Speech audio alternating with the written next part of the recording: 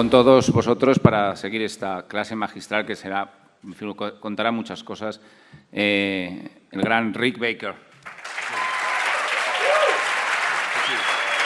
Many times it'll be, okay, now we need you to put this guy's makeup on and we're filming outside and the sun has almost gone down, you got to hurry up. And for me, it's like, well, why don't we do it on another day when I can do the makeup properly? And they said, well, it'll never match.